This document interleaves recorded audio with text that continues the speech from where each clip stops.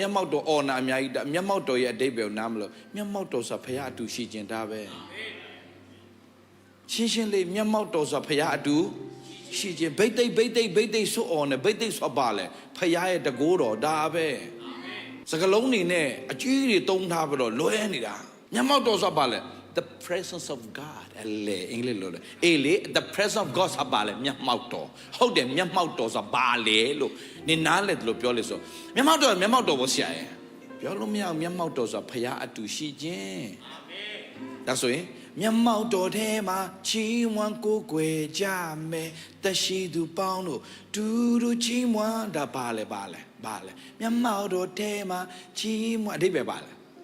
ဖခင်တခင်နဲ့အတူချီးမွမ်းမယ်လို့ပြောနေတာအာမင်ဒါဆိုမျက်မှောက်တော်ဘယ်မှာလဲဖခင်เจ้าထဲမှာမရှိတာလား no ဖခင်ဘာပြောလဲ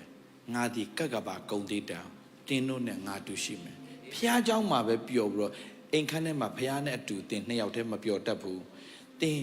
အင်တာနက်တွေနဲ့ YouTube တွေနဲ့ပဲတင်ပျော်တတ်နေသေးတယ်ဆိုရင်တင်ဖခင်နဲ့ပျော်တတ်တာမဟုတ်သေးဘူး